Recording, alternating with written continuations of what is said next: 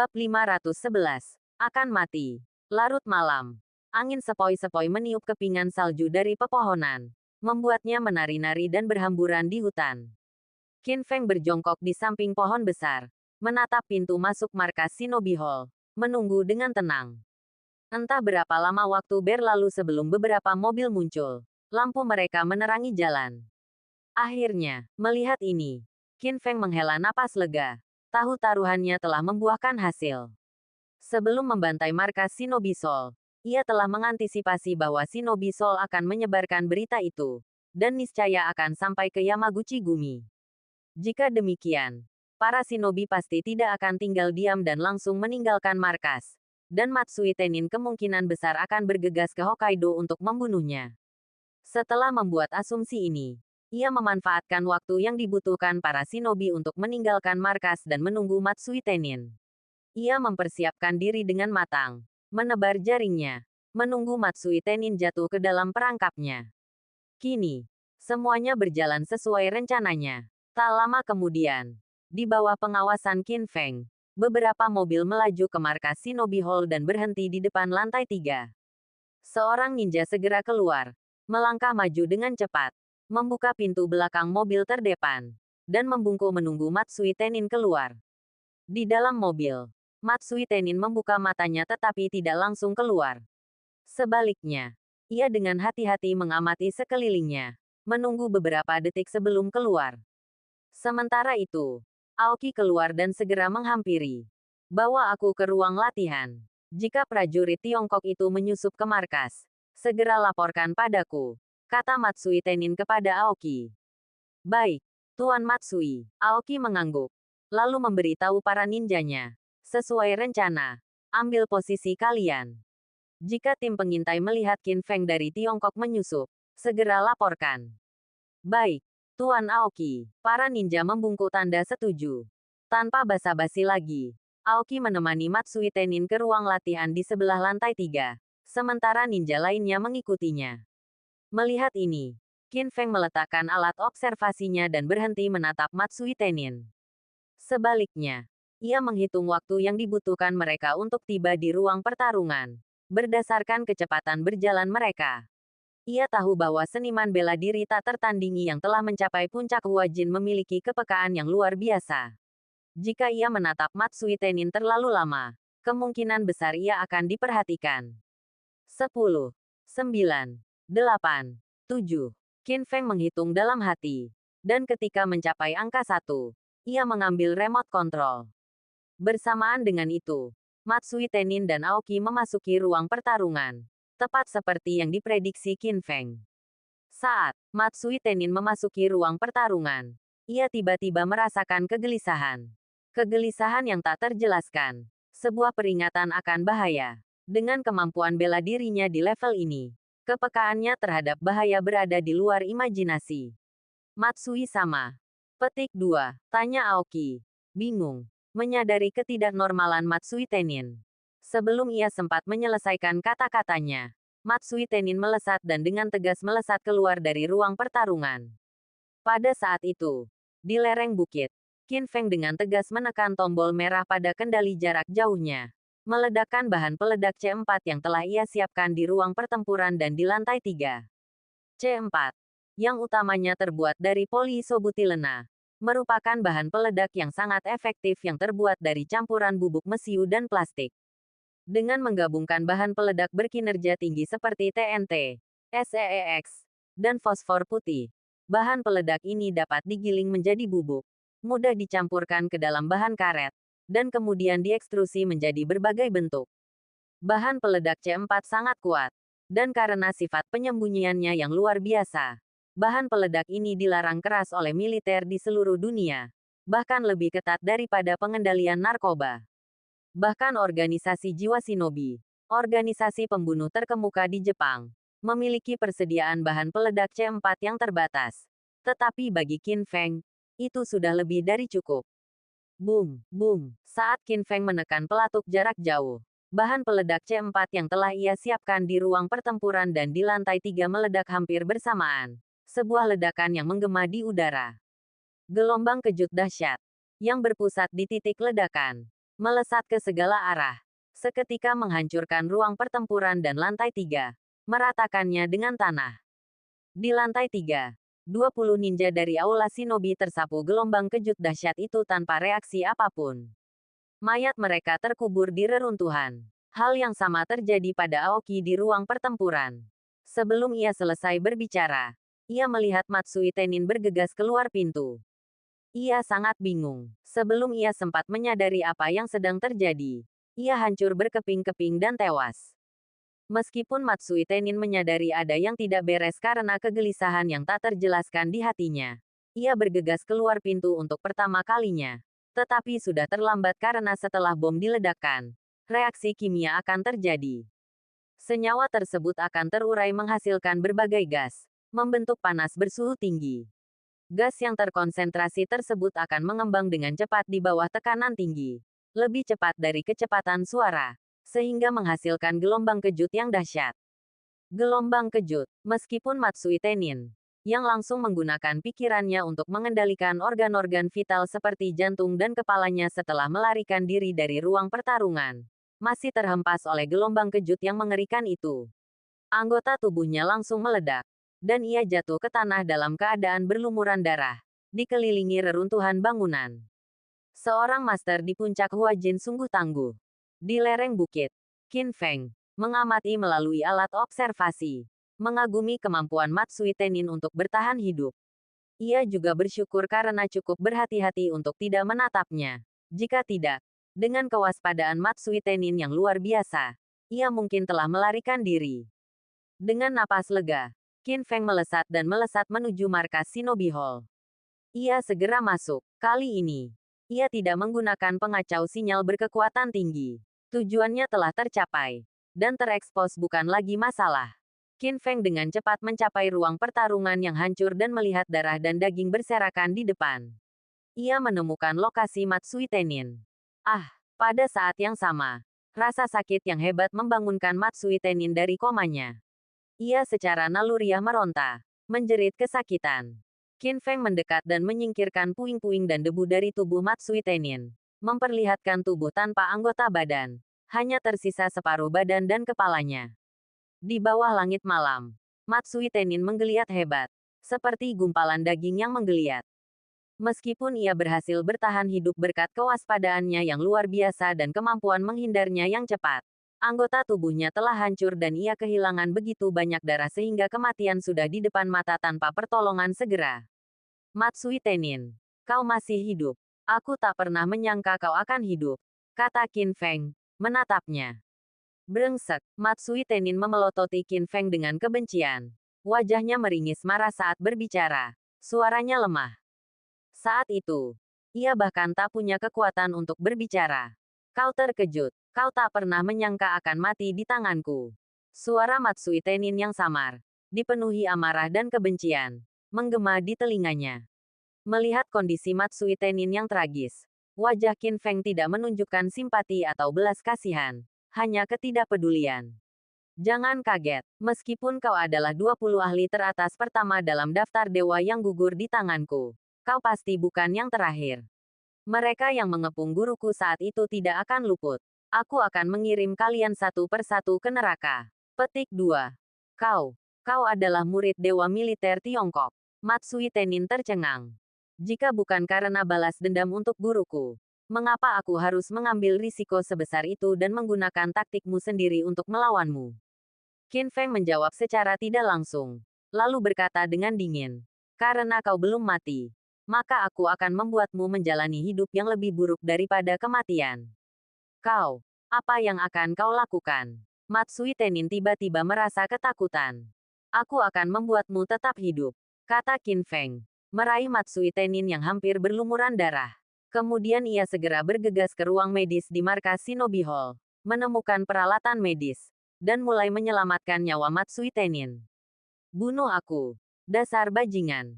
Matsui Tenin meronta hebat, berteriak sekuat tenaga sementara Qin Feng dengan gigi mengendalikan pendarahannya dan merawat lukanya. Suaranya masih lemah. Saat itu, ketika kau menyerang guruku, kau bisa saja membunuhnya. Tetapi kau sengaja menyelamatkan nyawanya, melumpuhkan seni bela dirinya, dan menyiksanya. Qin Feng berkata dingin sambil merawat luka Matsui Tenin. Sekarang, aku akan membiarkanmu hidup juga. Dan menjalani hidup yang lebih buruk daripada kematian. Lagi pula, setelah aku merawat lukamu, aku akan memotretnya dan mengirimkannya. Sosok peringkat ke-12 dalam daftar dewa, yang bernasib seperti ini, pasti akan menimbulkan sensasi. Kau, dasar bajingan, bunuh aku, bunuh aku. Bahkan Matsui Tenin, sosok peringkat ke-12 dalam daftar dewa dan memiliki semangat bela diri yang tangguh, merasa hasil ini tak dapat diterima. Ia tak bisa membayangkan kemarahan yang akan ditimbulkan oleh penampilannya saat ini. Saat itu, pikirannya benar-benar hancur, dan ia berharap bisa mencabik-cabik Qin Feng. Namun, saat ini, ia bahkan tidak bisa bunuh diri, apalagi membunuh Qin Feng. Qin Feng tidak lagi bereaksi terhadap Matsui Tenin, melainkan segera merawat luka Matsui Tenin. Lalu, seperti yang telah ia katakan sebelumnya, mengambil foto. Polisi akan segera datang. Mereka akan segera mengirimmu ke rumah sakit dan menyelamatkanmu sepenuhnya. Qin Feng menyimpan ponselnya dan tersenyum pada Matsui Tenin. Senyum itu, di mata Matsui Tenin, bagaikan senyum iblis. Titik. Ia tiba-tiba merasa bahwa tidak membunuh Ye Fan tahun itu adalah kesalahan besar. Bab 512. Seluruh negara bekerja sama untuk membunuh Qin Feng. Seperti yang diprediksi Qin Feng, tidak lama setelah dia meninggalkan markas Shinobi, lebih dari selusin mobil polisi meraung ke daerah itu, bersama dengan helikopter polisi.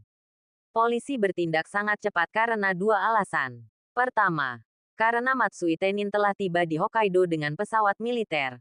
Militer dan polisi menyadari rencana keluarga Matsui untuk melenyapkan Qin Feng di markas Shinobi. Kedua, keributan yang disebabkan Qin Feng benar-benar menghancurkan.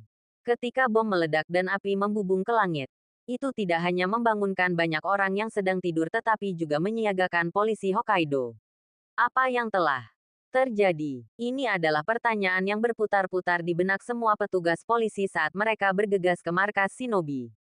Menurut rencana keluarga Matsui, Matsui Tenin akan menjadi orang yang membunuh Qin Feng, bukan dengan persenjataan modern. Dengan keraguan ini, mereka memasuki markas Shinobi dan tercengang melihat gedung 3 lantai dan ruang pertarungan hancur. Kengerian yang tak terlukiskan memenuhi pikiran semua orang. Meskipun mereka tidak tahu apa yang telah terjadi, mereka semua tahu dengan penis kecil mereka bahwa Qin Feng pasti pelakunya. Semuanya, dengarkan, segera periksa markas untuk melihat apakah ada yang selamat. Setelah keterkejutan mereda, Wakil Komandan Polisi Hokkaido menenangkan diri dan mengeluarkan perintah. Siap. Kepala, ratusan petugas polisi, yang pulih dari keterkejutan mereka, meneriakkan perintah mereka. Setelah itu, mereka bubar dan mulai mencari sesuai instruksi wakil komandan. Lampu-lampu di markas dengan jelas menunjukkan ketakutan yang tak tersamar di wajah mereka. Ketakutan berasal dari tindakan Qin Feng, tetapi juga dari ketakutan bahwa dia belum pergi. Dengan kekuatannya, membunuh mereka semudah menyembelih ayam.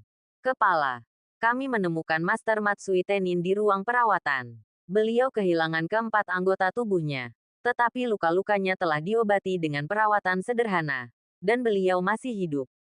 Sesaat kemudian, petugas yang menuju ke ruang perawatan melihat Matsui Tenin dan segera melaporkan situasinya. Setelah mendengar laporan tersebut, Wakil Komandan Polisi Hokkaido segera memimpin anak buahnya ke ruang perawatan. Meskipun Wakil Komandan Polisi Hokkaido telah mendengar dari bawahannya bahwa Matsui Tenin telah kehilangan keempat anggota tubuhnya, ia masih tertegun ketika melihat kondisi Matsui Tenin.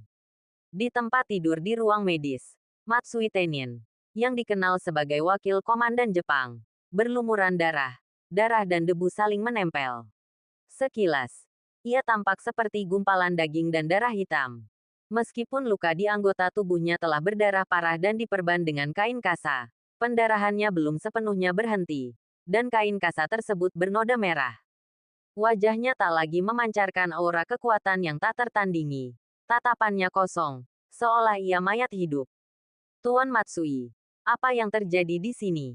Setelah terguncang, Wakil Komandan Polisi Hokkaido itu tak kuasa menahan diri untuk bertanya. Bunuh aku. Matsui Tenin tidak menanggapi Wakil Komandan Polisi Hokkaido itu.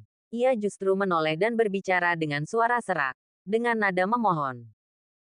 Reaksi Matsui Tenin kembali mengejutkan wakil komandan Hokkaido itu. Ia kemudian bertanya, Tuan Matsui, Qin Feng dari Tiongkok meledakkan pangkalan, menyebabkan Anda terluka. Benar. Bunuh aku. Matsui Tenin terus memohon agar mati. Tetapi permohonannya tak lagi memohon. Sebaliknya, raut wajahnya dipenuhi amarah. Ekspresi yang ganas. Kapten, tak ada seorang pun yang tersisa di pangkalan. Bahkan satu mayat pun tak ditemukan. Kami menduga semua orang tewas dalam ledakan itu. Kali ini, sebelum wakil komandan kepolisian Hokkaido sempat berkata apa-apa, sebuah laporan dari seorang bawahan terdengar melalui interkom. Segera kirim Master Matsui ke rumah sakit untuk perawatan. Laporan bawahan itu menggema di telinganya, menggetarkan hati sang wakil komandan. Ia terdiam sejenak, lalu memberikan instruksi. Ia yakin Matsui Tenin kemungkinan besar telah menjadi gila karena ledakan itu, sehingga mencari kematian. Setelah itu, ia mengabaikan Matsui Tenin, keluar dari ruang medis, dan melaporkan situasi tersebut kepada atasannya. Beberapa menit kemudian, sebuah mobil polisi menderu meninggalkan markas Shinobi Hall. Sementara itu, di Tokyo, di rumah leluhur keluarga Matsui. Sebagai kepala keluarga Matsui, Matsui Changtian belum mengetahui apa yang terjadi di Hokkaido, tetapi hatinya dipenuhi kegelisahan. Pasalnya, selama 1 jam terakhir, ia telah mencoba menghubungi markas Shinobi Hall, tetapi tidak berhasil. Teleponnya sama sekali tidak dapat dihubungi. Apakah aku gagal? Selain gelisah, pikiran seperti itu muncul di benak Matsui Changtian. Begitu pikiran itu terlintas di benaknya, hatinya langsung tenggelam. Baginya dan seluruh keluarga Matsui, Matsui Tianren adalah fondasi terbesar dan harapan untuk membunuh Qin Feng. Jika Matsui Tianren mengalami kecelakaan, itu akan menjadi mimpi buruk bagi keluarga Matsui. Mustahil, adikku sangat kuat. Bajingan Cina itu takkan mungkin membalikkan keadaan. Matsui Changtian segera menggelengkan kepalanya lagi. Kekuatan Matsui Tenin sudah jelas, dan ia tak percaya Qin Feng bisa membalikkan keadaan dan membunuhnya. Saat Matsui Changtian selesai berbicara, suara ponselnya bergetar memecah keheningan di ruangan itu. Matsui Changtian tiba-tiba mengeluarkan ponselnya dan melihat bahwa panggilan itu bukan dari markas Shinobi Hall. Peneleponnya adalah Sato Murakami, kepala kepolisian Jepang. Penemuan ini awalnya mengejutkan Matsui Changtian. Lalu jantungnya kembali tercekat. Kecemasannya meningkat tajam. Matsui Changtian menarik napas dalam-dalam, menenangkan diri, dan menjawab panggilan itu. Halo, Sato-sama. Tuan Matsui, apakah Anda tahu apa yang terjadi di Hokkaido? Tanya Sato Murakami dengan nada rumit. Ia tahu rencana keluarga Matsui, tetapi ia tak menyangka Qin Feng akan membalikkan keadaan. Apa yang terjadi? Matsui Changtian bertanya tanpa sadar, menahan napas gugup. Huaxia Qin Feng meledakkan markas Shinobi. Kecuali saudaramu. Semua orang tewas dalam ledakan itu. Sementara saudaramu masih hidup. Anggota tubuhnya hancur dan dia tak sadarkan diri. Terus-menerus meminta anak buahku untuk membunuhnya. Jenderal Sato Murakami menyampaikan laporan yang baru saja diterimanya kepada Matsui Changtian. Apa? Matsui Changtian tertegun. Meskipun ia merasa gelisah karena tidak dapat menghubungi markas Shinobi dan menerima telepon dari Sato Murakami, dan menduga sesuatu telah terjadi di Hokkaido, kata-kata Sato Murakami tetap membuatnya tercengang. Hasil ini bahkan lebih buruk dari yang dibayangkannya. Sungguh konyol. Tuan Matsui, saya sangat bersimpati dengan Anda. Desah Sato Murakami. Ia tahu betul betapa pentingnya Matsui Tenin dan Shinobi bagi keluarga Matsui. Bagaimana ini bisa terjadi? Tanya Matsui Changtian tanpa sadar. Tidak dapat menerima kenyataan ini. Tidak tahu apakah harus berbicara kepada Sato Murakami atau dirinya sendiri. Menurut penyelidikan awal polisi kami, Huaxia Qin Feng kemungkinan besar memperoleh bahan peledak dari markas organisasi jiwa Shinobi setelah membantai mereka. Ia kemudian menanam bahan peledak di markas aula Shinobi saat anak buahmu pergi, lalu meledakkan bomnya saat saudaramu dan anak buahnya kembali, kata Sato Murakami. Mendengar kata-kata Sato Murakami lagi, Matsui Changtian bergidik. Tangannya gemetar, dan ia hampir menjatuhkan ponselnya. Kemudian, ia terduduk tak berdaya di tanah. Bahkan Sato Murakami tahu betapa pentingnya aula shinobi dan Matsui Tenin bagi Yamaguchi Gumi dan keluarga Matsui. Dan ia tahu lebih dari siapapun bahwa tanpa aula shinobi dan Matsui Tenin, keluarga Matsui akan seperti harimau yang cakarnya terpotong. Mempertahankan posisi mereka sebagai pemimpin pasukan bawah tanah Jepang akan menjadi perjuangan yang luar biasa. Aku akan membunuh bajingan itu. Setengah menit berlalu sebelum Matsui Changtian pulih dari keterkejutannya. Ia meraung. Wajahnya ngeri. Seperti orang gila. Di seluruh Jepang, satu-satunya orang yang bisa membunuhnya adalah Miyamoto Takeno. Tetapi Miyamoto Takeno tidak dapat menemukannya. Jadi hampir mustahil untuk membunuhnya. Kata Sato Murakami. Pada titik ini, ia juga berharap untuk menyingkirkan Qin Feng sesegera mungkin. Jika tidak, ia tidak dapat memprediksi apa yang akan terjadi selanjutnya.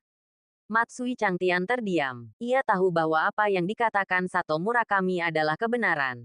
Tentu saja, ada cara lain. Biarkan militer dikerahkan. Sato Murakami berbicara lagi dan memberikan saran. Meskipun Qin Feng dari Tiongkok itu sangat kuat dan memiliki banyak pengalaman dalam operasi khusus, ia masih bisa dibunuh jika militer melancarkan pengepungan dan penindasan besar-besaran. Tetapi melakukan hal itu pasti akan mengakibatkan banyak korban dan akan menimbulkan sensasi yang luar biasa. Apapun risikonya, aku akan membunuh bajingan itu. Matsui Changtian mengerti apa yang dimaksud Sato Murakami dan segera menyatakan posisinya.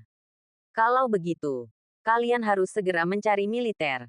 Dan saya juga akan menyapa militer. Saya rasa militer tidak ingin Qin Feng, orang Tiongkok itu, tetap hidup. Selama kalian membayar harga tertentu, mereka akan membantu kalian membunuh Qin Feng, orang Tiongkok itu. Sato Murakami berkata, lagi pula, jika Qin Feng, orang Tiongkok itu, dibiarkan meninggalkan Jepang hidup-hidup, itu akan menjadi aib terbesar Jepang sejak Perang Dunia II. Baiklah, jawab Matsui Changtian. Lalu segera menghubungi militer. 1 jam kemudian, para pejabat tinggi pemerintah Jepang mengadakan rapat darurat. Rapat itu hanya berlangsung setengah jam, dan semua pihak mencapai konsensus. Bunuh Qin Feng dengan segala cara, dan jangan pernah biarkan Qin Feng meninggalkan Jepang hidup-hidup. Ini adalah keputusan akhir rapat tersebut. Dengan mengerahkan seluruh negeri untuk membunuh satu orang, Jepang meninggalkan jejak memalukan dalam sejarah modern. Bab 513 Pertempuran Kecerdasan dan Keberanian. Setelah rapat mencapai keputusan, militer Jepang segera mengeluarkan perintah yang menginstruksikan garnisun Hokkaido untuk segera memblokir semua bandara dan pelabuhan utama, serta memeriksa ketat semua jalan raya dan stasiun kereta api, menetapkan blokade ketat untuk mencegah Qin Feng melarikan diri dari Hokkaido. Lebih lanjut, untuk mempertahankan martabat komunitas seni bela diri Jepang dan Jepang secara keseluruhan, Miyamoto Takeno segera bergegas ke Hokkaido dengan jet tempur militer. Menurut rencana militer Jepang, jika memungkinkan, mereka akan membunuh Qin Feng dengan upaya minimal, mengepungnya dengan pasukan, dan kemudian memerintahkan Miyamoto Takeno untuk mengeksekusinya. Saat itu sudah lewat tengah malam, dan kendaraan militer meraung-raung di jalanan dan jalan raya Hokkaido, menunjukkan keadaan siaga tinggi. Di sebuah gudang di Hokkaido, Qin Feng mengamati mobil-mobil yang masuk dan keluar, memperhatikan bahwa mobil-mobil tersebut terutama menuju bandara dan pelabuhan. Kendaraan yang membawa kargo berat menuju pelabuhan, sementara yang membawa kargo ringan menuju bandara. Dengan pemikiran ini, Qin Feng mengeluarkan ponsel cadangannya dan menghubungi Matsui Changtian. Setelah mengalami pukulan berat akibat hancurnya aula ninja dan kecacatan Matsui Tenin yang parah, Matsui Changtian mengubah kesedihannya menjadi kebencian dan menghabiskan banyak uang untuk meminta militer mengambil tindakan mengepung Qin Feng. Setelah mengetahui bahwa rapat telah mengambil keputusan, ia tidak tertidur, melainkan duduk di ruang belajar di rumah leluhur keluarga, menunggu kabar bahwa Qin Feng telah terbunuh. Akibatnya, ia pertama kali menerima panggilan aneh. Halo, siapa ini? Melihat penelepon asing itu, Matsui Changtian awalnya terkejut, lalu menjawab telepon. Matsui Changtian, apakah kamu puas dengan kejutan yang kuberikan? Tanya Qin Feng sambil tersenyum. Hua sia Qin Feng. Tertegun mendengar kata-kata Qin Feng. Matsui Changtian kembali tertegun. Lalu ia menilai identitas Qin Feng, dan berdiri dari tempat duduknya. Bajingan, jangan sombong, tentara Jepang akan mengepungmu. Kamu akan mati. Benarkah? Qin Feng tertawa sinis. Sebelum aku datang ke Jepang, kau dengan hati-hati mengatur permainan pembunuhan. Mengira aku sudah mati. Tapi ternyata aku membunuh semua orang. Setelah itu, Miyamoto Takeno dan Matsui Tenin mengatakan akan meninggalkanku di Jepang. Tapi aku membantai keluarga Chiba, markas besar organisasi jiwa shinobi, dan markas besar aula shinobi, serta melukai Matsui Tenin dengan parah. Kali ini, kau bilang aku mati lagi. Apa kau pikir itu mungkin? Kata-kata Qin Feng bagaikan belati tajam yang menusuk jantung Matsui Changtian, membuatnya gemetar karena marah. Napasnya memburu, dan ia terdiam beberapa saat. Cuci lehermu dan tunggu. Aku akan pergi ke Tokyo untuk menghabisi nyawamu dan membunuh semua anggota inti keluarga Matsui, kata Qin Feng dingin. Baiklah. Baiklah. Baiklah. Dasar bajingan Cina. Aku menunggumu membunuhku. Wajah Matsui Changtian dipenuhi kebencian. Nadanya bercampur antara terkejut dan marah. Ia geram dengan sikap arogan Qin Feng, ingin segera menghajarnya habis-habisan untuk melampiaskan kebenciannya. Tetapi ia juga merasa ngeri dengan kata-kata Qin Feng. Seperti yang dikatakan Qin Feng, meskipun militer Jepang telah mengerahkan dan membangun blokade yang ketat, ia tidak dapat menjamin bahwa mereka akan mampu membunuh Qin Feng di Hokkaido. Jika Qin Feng melarikan diri dari Hokkaido dan menyusup ke Tokyo, keluarga Matsui mungkin akan menghadapi genosida setelah mimpi buruk itu tiba. Kali ini, Qin Feng tidak berkata apa-apa, tetapi menutup telepon dan bergegas ke titik pengiriman gudang. Ia diam-diam mematikan teleponnya dan meletakkannya di dalam truk yang akan berangkat. Ia mengamati bahwa truk itu membawa kargo ringan dan sedang menuju bandara. Setelah menyelesaikan semua ini, Qin Feng, dengan kecepatan yang mengerikan, menyelinap tanpa disadari di samping truk lain yang membawa kargo berat menuju pelabuhan Hokkaido. Ia menukik ke bawah truk, memasang sabuk pengaman di bagian bawah truk, dan memegang kolong truk dengan kedua tangan untuk menjaga jarak aman dari tanah. Tak lama kemudian, truk yang menuju bandara melaju keluar dari kompleks gudang, diikuti oleh truk tempat Qin Feng bersembunyi. Kedua truk melaju ke arah yang berlawanan.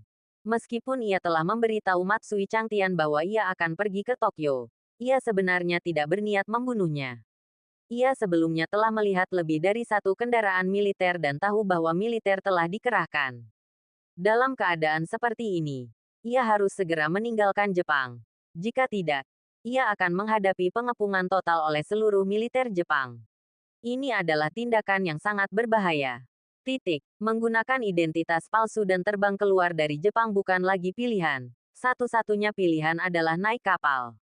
Ia menghubungi Longnu dan mengetahui bahwa pada pukul 3 pagi, sebuah kapal kargo akan berangkat dari pelabuhan Hokkaido menuju Busan, Korea Selatan. Untuk menghindari komplikasi lebih lanjut, ia berencana untuk berangkat dengan kapal barang. Tetapi waktunya terbatas dan ia harus bergantung pada transportasi umum. Untuk tujuan ini, ia menelepon Matsui Soda untuk membingungkan musuh, menyesatkan mereka dengan berpikir bahwa ia tidak akan pergi. Ia juga meletakkan ponselnya di truk yang menuju bandara, sengaja menarik perhatian militer dan polisi Jepang, sehingga semakin mengganggu pandangan mereka. Benar saja, di Tokyo, di rumah leluhur keluarga Matsui. Setelah selesai menelepon Qin Feng, Matsui Changtian segera menghubungi Sato Uemura, kepala kepolisian. Sato-kun, aku baru saja ditelepon oleh bajingan Cina itu. Dia mengancam akan datang ke Tokyo dan membunuhku. Matsui Changtian yang pertama berbicara, langsung ke intinya. Apa? Sato Murakami terkejut. Dia terlalu arogan. Ya, dia sama sekali tidak menghormati militer dan kepolisian Jepang, kata Matsui Changtian. Kalau dia tidak sesombong itu, kita akan butuh waktu untuk menemukannya. Karena dia secara proaktif membocorkan informasi, dia hampir mati, kata Sato Murakami dengan marah. Tuan Matsui, kirimkan nomor telepon itu dan waktu panggilannya. Aku akan segera menemukannya dan menghubungi militer untuk menangkapnya. Baiklah, Sato-kun, jawab Matsui Changtian cepat, tanpa basa-basi lagi. Ia menutup telepon dan mengirimkan nomor telepon dan waktu panggilan yang baru saja digunakan Qin Feng kepada Sato Murakami. Setelah menerima nomor telepon dan waktu panggilan, Sato Murakami segera meminta Departemen Informasi Badan Kepolisian Nasional untuk menemukan dan melacak. Tersangka, Pak Sato. Kami telah menemukan sinyal ponselnya. Sinyalnya sedang menuju bandara. Dan berdasarkan kecepatannya, kemungkinan besar sinyalnya berasal dari dalam mobil. Dalam beberapa menit, Departemen Informasi melaporkan kembali kepada Sato Murakami. Lebih lanjut, kami telah memastikan sejak pelaku menelepon bahwa panggilan tersebut berasal dari sebuah gudang di Hokkaido. Jika tidak terjadi hal yang tidak terduga, ia pasti telah pergi ke bandara secara diam-diam dengan truk. Dimengerti, kata Sato Murakami. Setelah mendengar laporan tersebut, ia tidak memberikan instruksi apapun, melainkan menelepon seorang pejabat militer.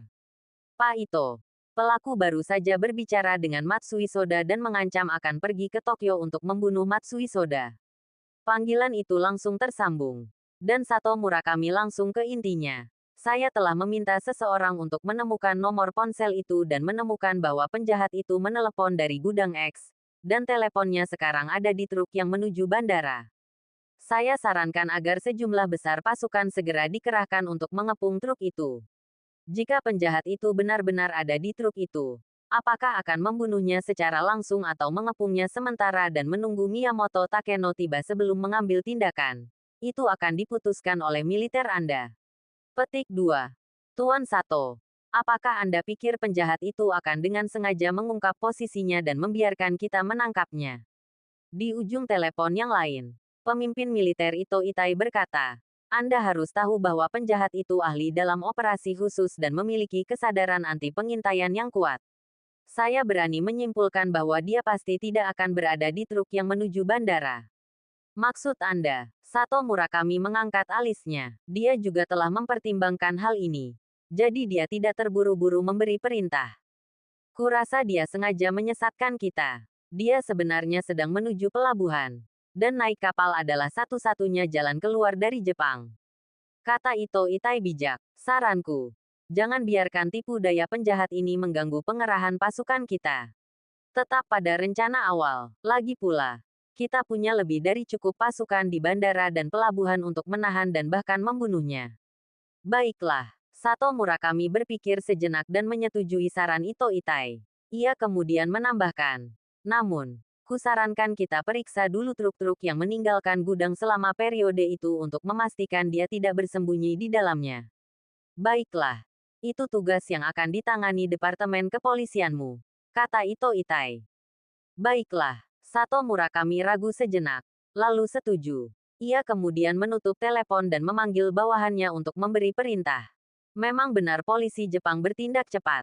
5 menit kemudian, lebih dari selusin mobil polisi menghentikan truk tempat Qin Feng bersembunyi di jalan menuju pelabuhan, membuat pengemudinya pucat pasi karena ketakutan. Puluhan petugas bersenjata lengkap, disertai anjing polisi, melakukan penggeledahan menyeluruh terhadap truk tersebut, tetapi tidak menemukan apapun. Pencarian mereka berlangsung selama setengah jam. Setelah setengah jam, puluhan petugas polisi pergi, dan truk kembali ke jalan. Beberapa ratus meter di depan, di pinggir jalan, Qin Feng bersembunyi di balik pohon besar. Melihat truk mendekat, ia tiba-tiba mempercepat lajunya, menyusulnya, naik ke atas truk, dan menyelinap masuk sekali lagi.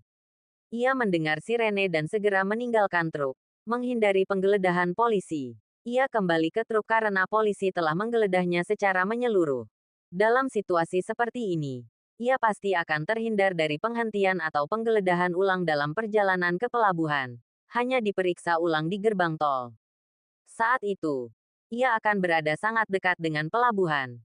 Dengan mudah dapat meninggalkan truk dan menyelinap masuk dengan berjalan kaki, menghindari blokade militer dan polisi Jepang. Terkadang, tempat yang paling berbahaya adalah yang paling aman. Pepatah, bagian tergelap adalah yang tergelap, memang benar. Bab 514 Saya bertanggung jawab atas hal-hal tertentu. Militer dan polisi Jepang bekerja sepanjang malam, dengan cermat menggeledah setiap mobil yang menuju pelabuhan dan setiap kapal kargo yang berangkat melaut. Mereka juga menggeledah truk yang menuju bandara dan memeriksa identitas semua orang yang masuk dengan ketat. Namun, mereka tidak dapat menemukan Qin Feng. Seolah-olah Qin Feng telah menghilang dari Hokkaido. Hasil ini mempermalukan militer dan polisi Jepang dan juga membuat Matsui Changtian ketakutan. Khawatir kata-kata kasar Qin Feng akan menjadi kenyataan. Matsui Changtian meminta perlindungan dari militer Jepang. Militer Jepang mengirimkan divisi lain untuk menjaga rumah leluhur keluarga Matsui, menunggu kedatangan Qin Feng. Sementara itu, berita tentang pembantaian Qin Feng di keluarga Chiba, markas organisasi Jiwa Ninja, dan markas Aula Ninja, yang melukai Matsui Tenin dengan parah, menyebar, mengirimkan gempa bumi berkekuatan 12 skala Richter ke dunia bawah dan dunia seni bela diri global. Ya Tuhan, siapa yang bisa memberitahuku bagaimana Qin Feng dari Tiongkok melakukan semua ini? Matsui Tenin adalah orang terkuat ke-12 dalam daftar dewa, tetapi ia terluka parah oleh Qin Feng dari Tiongkok. Mungkinkah kekuatan Qin Feng dari Tiongkok sudah mampu masuk dalam 10 besar daftar dewa? Petik 2. Kurasa tidak. Qin Feng dari Tiongkok mampu melukai Matsui Tenin dengan parah karena ia menggunakan bahan peledak. Dan itu adalah serangan diam-diam yang mengejutkan Matsui Tenin. Ia belum memiliki kekuatan untuk masuk dalam 10 besar daftar dewa.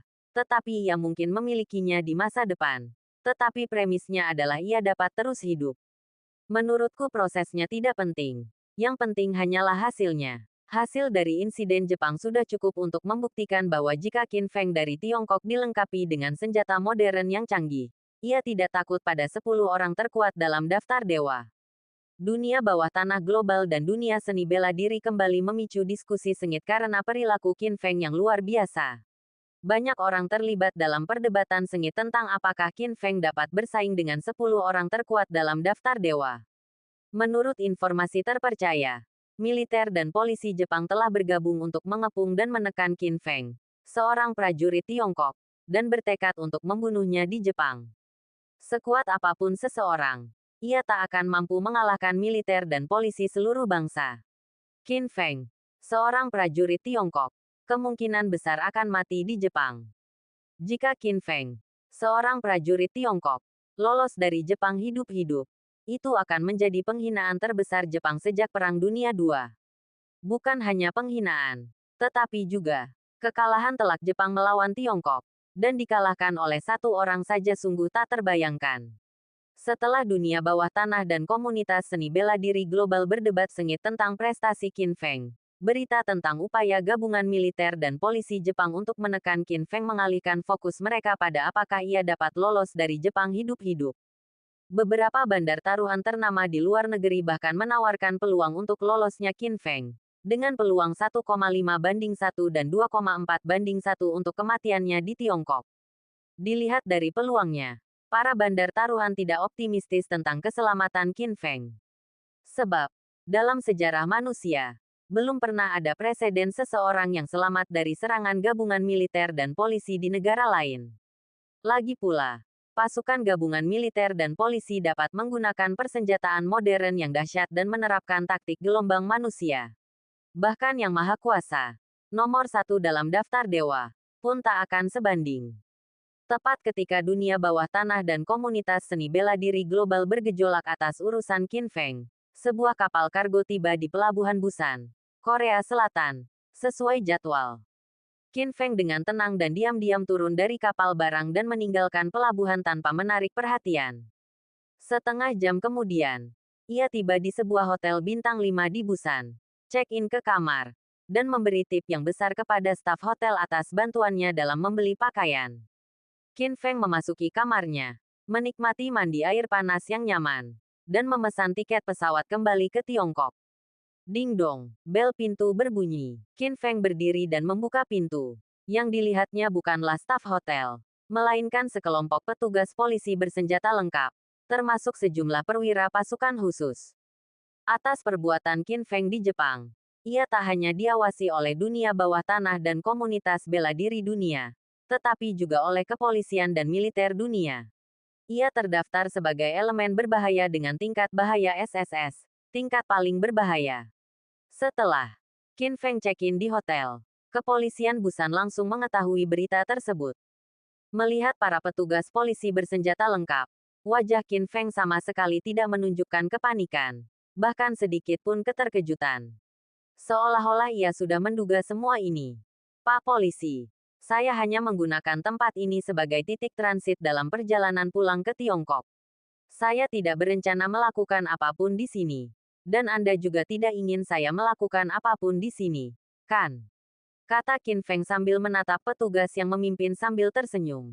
Bolehkah saya masuk dan berbicara dengan Anda? Kata-kata Qin Feng terngiang di telinganya. Petugas yang memimpin itu menatap Qin Feng beberapa detik sebelum berbicara. Ia adalah kepala kepolisian Busan. Dan ia membawa anak buahnya ke sini bukan untuk menangkap Qin Feng, melainkan untuk mencari tahu tujuannya datang ke Busan. Tentu saja, Qin Feng tersenyum dan mengangguk, memberi isyarat mengundang. Mendengar ini, kepala kepolisian Busan memberi isyarat kepada tim SWAT bersenjata lengkap di belakangnya, dan mereka pun mundur. Tuan Qin, pertama-tama, saya harus menegaskan bahwa polisi Busan dan bahkan Korea Selatan tidak menyambut Anda. Saya juga yakin polisi di negara manapun di dunia ini tidak akan menyambut Anda, kata kepala polisi Busan memasuki ruangan, duduk di sofa, dan berkata dengan wajah tegas. Begitu pula, Anda tidak ingin atau berhasrat menjadi musuh saya, kata Qin Feng sambil tersenyum. Ya, kepala polisi Busan mengakui dengan muram. Karena itu, saya membawa orang untuk menemukan Anda, bukan untuk menangkap Anda. Kami tidak memiliki kemampuan untuk melakukan itu. Saya hanya ingin tahu tujuan Anda datang ke Busan, dan kapan Anda akan pergi. Saya baru saja memesan tiket pesawat dan akan segera tiba di bandara, kata Qin Feng. Tuan Qin, untuk memastikan semua yang Anda katakan benar, saya akan meminta anak buah saya mengikuti Anda selama 2 jam ke depan sampai Anda meninggalkan Busan. Apakah Anda setuju? Kepala polisi Busan berbicara lagi. Nadanya penuh negosiasi. Karena, menurutnya, Qin Feng benar-benar roh jahat. Bukan untuk disinggung, melainkan harus segera diusir. Baiklah. Qin Feng langsung setuju. Terima kasih atas kerjasamanya. Kepala polisi Busan berdiri untuk mengungkapkan rasa terima kasihnya. Ia tak kuasa menahan napas. Sejujurnya, saya terkejut Anda berhasil lolos dengan selamat dari Jepang. Saya juga yakin begitu berita ini tersebar, dunia pasti akan terkejut. Tentu saja, saya tidak akan membiarkan orang-orang saya menyebarkan berita ini sampai Anda pergi. Tidak apa-apa, saya tidak keberatan. Lagi pula, ini Korea Selatan. Tentara Jepang tidak mungkin datang ke sini untuk mengepung saya, kan? Qin Feng tersenyum acuh tak acuh. Meskipun Anda benar, kami di Busan, bahkan kepolisian Korea Selatan, tidak ingin terlibat. Baiklah, Tuan Qin, selamat tinggal. Saya harap kita tidak akan pernah bertemu lagi. Mendengar kata-kata Qin Feng dan melihat senyumnya yang acuh tak acuh, kepala polisi Busan merasakan ketakutan yang tak terjelaskan. Setelah itu, ia segera meninggalkan ruangan. 1 jam kemudian, Qin Feng tiba di Bandara Internasional Busan, mengenakan jas dan dasi.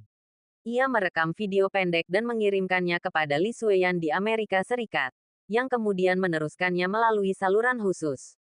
Saya Qin Feng dari Tiongkok. Saya di Busan, Korea Selatan. Saya bertanggung jawab atas beberapa peristiwa yang terjadi di Jepang selama 2 hari terakhir. Setiap orang punya prinsip, dan saya pun demikian. Mereka yang menyentuh kerabat dan teman saya akan dihukum. Mereka yang menyinggung Tiongkok akan dihukum. Betapapun jauhnya mereka. Ini pengingat yang baik bagi sebagian orang. Jika ada yang tidak mengindahkan peringatan saya dan mengingatnya, lalu bermain api di masa mendatang, saya jamin tragedi Jepang akan terulang di negara lain. Dalam video tersebut, pemuda yang menyusup ke Jepang sendirian, menebar ketakutan di dunia bawah tanah dan komunitas bela diri Jepang, serta lolos tanpa cedera dari upaya gabungan militer dan polisi Jepang. Berdiri di bawah pesawat China Airlines yang dihiasi bendera merah bintang 5. Wajahnya tenang saat mengucapkan kata-kata ini. Pada hari ini, Jepang selamanya terpaku pada pilar rasa malu dalam sejarah karena video ini. Pada hari ini, dunia bawah tanah global, komunitas seni bela diri, militer, dan kepolisian terguncang oleh video ini. Bab 515. Ancaman dari Qin Feng. Qin Feng meninggalkan Jepang tanpa cedera dan merilis sebuah video sebagai bukti sekaligus peringatan bagi musuh-musuhnya. Peristiwa ini mengirimkan gelombang kejut melalui dunia bawah tanah dan komunitas seni bela diri global, yang belum pernah terjadi sebelumnya. Yamaguchi Gumi dan organisasi jiwa shinobi pada dasarnya mewakili seluruh dunia bawah tanah Jepang. Qin Feng telah memusnahkan aula shinobi yang paling tangguh milik yang pertama, sementara yang terakhir benar-benar musnah. Sementara itu, Yanagawa Sun, Chiba Yoshimasa, dan Matsui Tenin adalah pilar komunitas seni bela diri Jepang, tokoh-tokoh kuat yang menduduki peringkat tinggi dalam daftar ilahi. Namun, mereka semua jatuh ke tangan Qin Feng. Bahkan setelah ini, Qin Feng lolos dari Jepang tanpa cedera meskipun ada serangan gabungan oleh militer dan polisi Jepang. Jika ketenaran Qin Feng di dunia bawah tanah dan dunia seni bela diri global sebelum perjalanannya ke Jepang semata-mata karena perbuatannya dan bakat seni bela diri yang luar biasa, maka setelah perjalanan ini, ia tidak hanya membawa kejutan tetapi juga intimidasi ke dunia bawah tanah dan dunia seni bela diri global. Di mata banyak orang, kekuatan Qin Feng mungkin belum sebanding dengan para master tak tertandingi di 10 besar daftar dewa, tetapi intimidasi dan bahayanya tak kalah. Hal ini tidak hanya berlaku di dunia bawah dan dunia seni bela diri, tetapi juga di militer dan kepolisian berbagai negara. Tingkat bahaya Qin Feng langsung naik ke SSS, level tertinggi, menjadikannya salah satu orang paling berbahaya di dunia.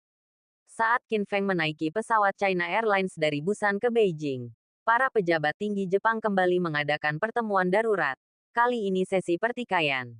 Pejabat militer Jepang yang bertanggung jawab atas operasi penumpasan, Ito Itai dan Sato Murakami, terus-menerus dikritik, hampir menjadi kambing hitam. Tak mampu mengungkapkan kepahitan mereka, mereka hanya bisa menundukkan kepala dan menanggung kritik tersebut. Setelah sesi pertikaian, seseorang dalam pertemuan tersebut mengusulkan untuk menekan pemerintah Tiongkok agar menjelaskan apa yang terjadi di Jepang, bahkan sampai memaksa mereka menyerahkan Qin Feng ke Jepang. Usulan ini langsung ditolak oleh peserta lainnya. Karena sumber insiden Jepang adalah Yamaguchi Gumi, organisasi jiwa ninja, keluarga Yanagawa, dan komunitas seni bela diri Jepang. Dengan menculik Wang Mengnan dan memaksa Qin Feng ke Tiongkok, mereka dengan cermat mengatur rencana pembunuhan, hanya untuk disambut dengan serangkaian pembalasan dari Qin Feng. Sepanjang proses ini, Qin Feng tidak melukai warga negara Jepang yang tidak bersalah. Bahkan satu pun. Lebih jauh lagi, Qin Feng tidak terlibat dalam konflik apapun dengan militer atau polisi Jepang. Dalam situasi ini, Jepang bersalah. Dan jika ada pertanggungjawaban, seharusnya Jepang memberikannya kepada Tiongkok. Setelah pertemuan itu, baik Ito Itai maupun Sato Murakami mendidih karena amarah, tanpa basa-basi melampiaskan amarah mereka pada Matsui Changtian. Mereka pertama-tama memanggil Matsui Changtian, menyalahkannya dan bahkan mencapnya sebagai penjahat Jepang. Keluarga Matsui selesai. Setelah menerima telepon dari Ito Itai dan Sato Murakami, Matsui Changtian, yang sudah 2 hari tidak tidur, ambruk di ruang kerjanya. Wajahnya pucat pasi, matanya merah, dan tatapannya kosong. Ia tahu betul bahwa ia telah membayar harga yang sangat mahal untuk memohon agar militer dan polisi bergabung untuk menekan Qin Feng. Selain balas dendam, tujuan yang lebih penting adalah menghapus rasa malu yang ditimbulkan Qin Feng di Jepang. Jika Qin Feng tewas di Jepang, bahkan jika keluarga Matsui menderita pukulan berat, dengan dukungan militer dan polisi, mereka masih dapat mengendalikan Yamaguchi Gumi dan mempertahankan posisi mereka sebagai pemimpin dunia bawah Jepang. Kini, dengan lolosnya Qin Feng hidup-hidup, Jepang terpaku pada pilar rasa malu historis, dengan Ito Itai dan Sato Murakami yang menanggung kesalahan dan tanggung jawab. Semua ini berarti bahwa keluarga Matsui tidak hanya akan kehilangan dukungan dari militer dan polisi Jepang, tetapi juga sepenuhnya menyinggung kedua kekuatan besar ini. Jika tidak, Ito Itai dan Sato Murakami tidak akan menyebutnya sebagai penjahat. Keluarga Matsui telah kehilangan kemampuannya untuk mengintimidasi kekuatan bawah tanah utama, Shinobi Do, Aoki, dan Matsui Tenin kini telah benar-benar menyinggung militer dan polisi Jepang. Ia dapat dengan mudah memprediksi hasilnya. Satu langkah salah, semua langkah salah. Surga akan menghancurkan keluarga Matsui.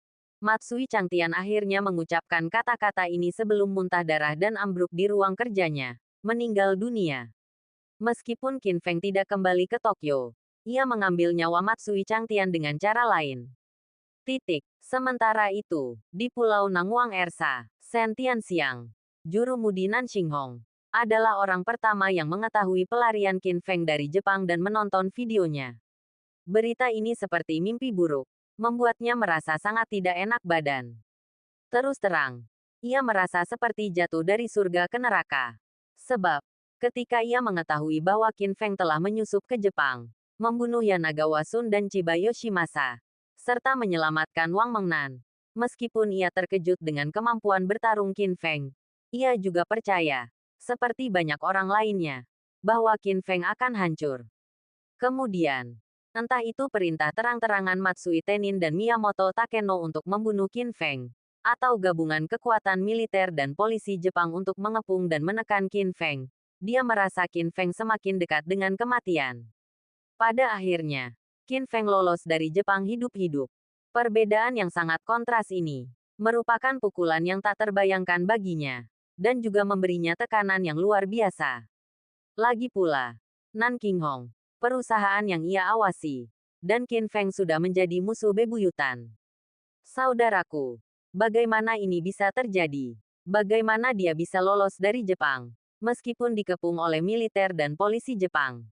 Wei Xian, wakil komandan Nanxinghong, duduk di hadapan Shen Tianxiang dan tak kuasa menahan diri untuk bertanya.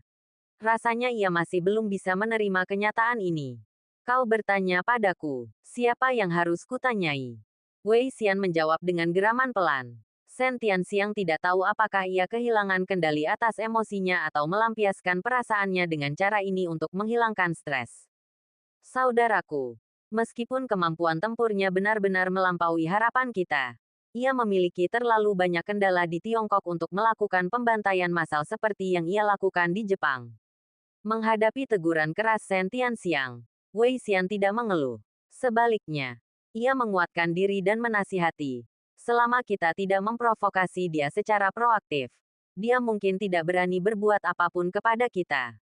Jika dia melakukannya, putra-putra berkuasa itu, termasuk Yang Kun, pasti akan menemukan alasan untuk melawannya dan menggunakan hukum untuk melenyapkannya. Kuharap begitu, desas Shen Tianxiang, terkulai di kursi mahoninya. Wajahnya dipenuhi kekecewaan. Kekecewaan. Karena menurut rencananya, jika Qin Feng meninggal di Jepang, ia akan bergerak ke utara menuju delta Sungai Yangtze, menghancurkan Luo Qingke, dan memperluas wilayah Nanxinghong. Kini, bukan hanya rencananya yang hancur, tetapi ia juga harus hidup dalam ketakutan terus-menerus di bawah ancaman Qin Feng. Biro Peternakan, Ibu Kota Provinsi Sigan, Yang Kun, seorang peneliti, duduk di mejanya, menyesap teh Longjing Premium yang disediakan khusus, merasa sangat senang. Di satu sisi, ia tahu bahwa dengan hilangnya pilar dukungan keluarga Qin, kesenjangan antara keluarga Yang dan keluarga Qin telah menyempit secara signifikan, hingga ke tingkat yang tak terkira. Dalam situasi seperti itu, ia yakin selama ia mencapai beberapa prestasi di pekerjaannya saat ini, ia akan segera meninggalkan unit tak berguna ini dan kembali ke karir yang berpotensi besar untuk maju. Di sisi lain, ia juga telah mendengar tentang situasi Qin Feng di Jepang, dan tahu bahwa Qin Feng kemungkinan besar akan meninggal di sana. Dengan kebahagiaan ganda yang datang bersamaan, bagaimana mungkin ia tidak dalam suasana hati yang baik? Tepat ketika Yang Kun hendak bangun untuk mengisi ulang cangkir tehnya, telepon di atas meja bergetar. Yang Kun mengeluarkan teleponnya dan melihat bahwa Ye Zifei yang menelepon. Jadi ia langsung menjawabnya. Kun, dia lolos dari Jepang hidup-hidup. Ye Zifei berbicara lebih dulu ketika panggilan tersambung. Nadanya dipenuhi kekecewaan dan kebencian. Hasil ini benar-benar tak terduga. Oh, Yang Kun awalnya terkejut. Lalu senyum di wajahnya memudar. Suasana hatinya yang dulu indah memburuk. Apakah informasinya akurat? Ya, dia sudah naik pesawat dari Busan, Korea Selatan, ke Tiongkok. Kata Ye Zifei dengan suara rendah.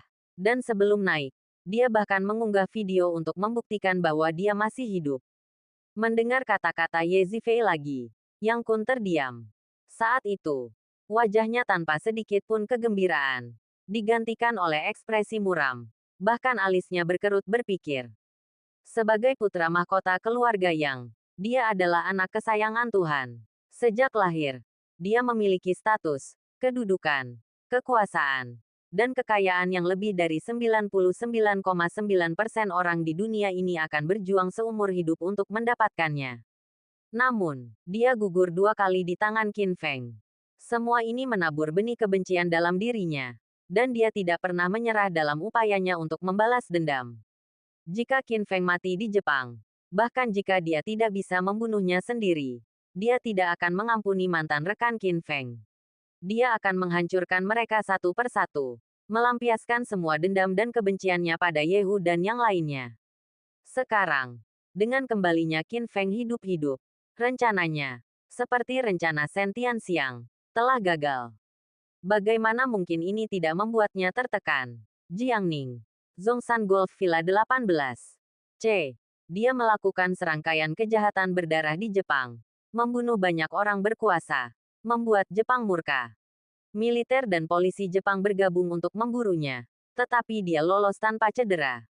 Di lobi villa, Zhuge Mingyue berdiri di depan potret Yang C dan berbisik. Bagaimana mungkin satu orang bisa menghadapi seluruh bangsa dan kembali dengan kemenangan? Aku tak bisa membayangkannya. Bagaimana dia melakukannya? Aku tidak tahu. Siapa lagi di dunia ini yang bisa membunuhnya? Bisakah kita menunggu sampai dia mati? Setelah selesai berbicara, ekspresi Zhuge Mingyue tampak rumit. Selain kekecewaan, ada sedikit kelegaan yang tak semestinya di wajahnya.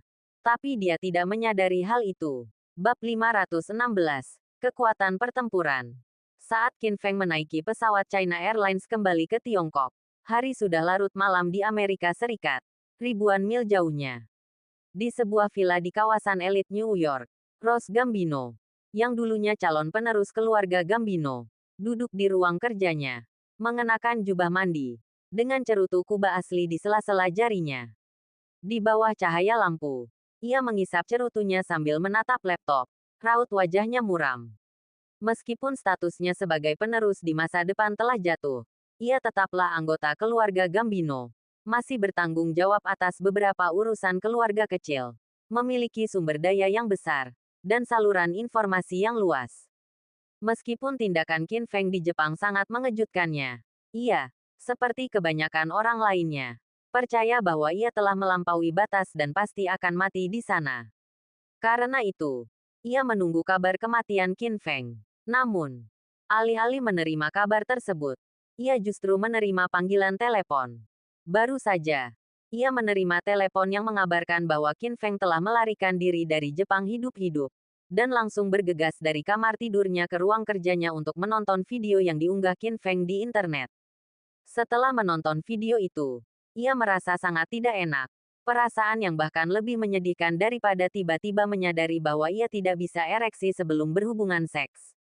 Karena Qin Feng telah mendiskualifikasinya sebagai calon penerus keluarga, ia membencinya habis-habisan dan ingin membunuhnya. Lebih lanjut, semakin kuat Qin Feng, semakin besar pula ancaman yang ia berikan kepada keluarga Gambino, membuktikan kebodohannya karena memprovokasi Qin Feng sejak awal.